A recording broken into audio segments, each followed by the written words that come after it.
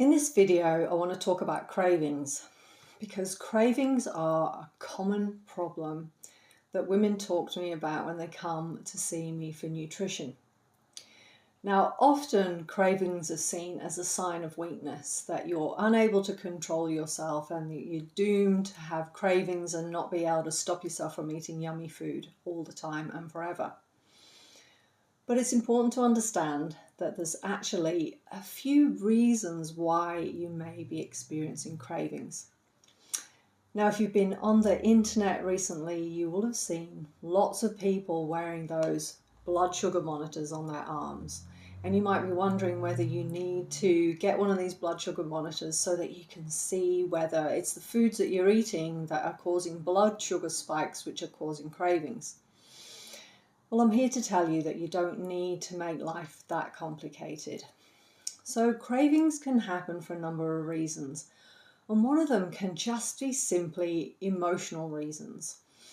Now, if your cravings are connected to emotional reasons, there are going to be different avenues that you can take to support yourself when you're experiencing cravings.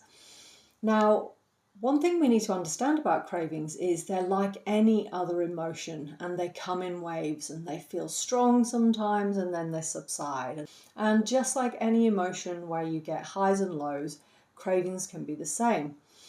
And if you understand that cravings are like any other emotion and they come and go in waves, this can help you to breathe through or change your environment or go for a walk, something like this, to help you move through cravings. Now, there can be deeper psychological reasons for cravings, and this is something that you can discuss with a counsellor. And it doesn't mean that there's anything fundamentally wrong with you, but if we're using food as a way to deal with our emotions, it just suggests that we might need a little bit of extra support in our lives, and that's okay. We all need support for different things. But other things that can cause cravings is not getting enough of the nutrients that you need. So your body is craving nutrients, but our drive to survive is driven towards sweet, what do you want to call them, yummy foods that are really attractive. So when we have cravings and those foods are really easily available, that's what the body's drawn towards. Now, cravings can also happen simply because you're hungry.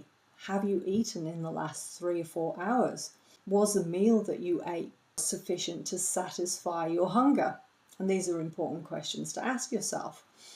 And also, cravings can occur because you didn't have the right balance of macronutrients in your meal. So you didn't have enough fiber and you didn't have enough protein and fats to balance out your meal, which can mean that you didn't satisfy hunger and your body is craving because it's still looking for nutrition, or you've created a little bit of instability in your blood sugar levels.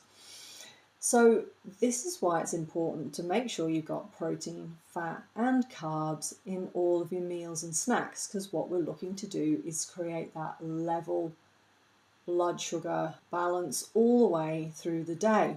And when we eat food, it is natural for our blood sugar levels to rise and then slowly fall. If we do eat really sugary foods, it can cause this spike in blood sugar and a quick crash, especially if there's no protein, fat and fiber in our meals, which is why really refined foods can cause more blood sugar spikes than foods that are more filling and wholesome, like whole grains, proteins, beans, legumes, and good quality healthy fats. So I've gone on enough for now. If you have any questions about this video, please leave them in the comments below.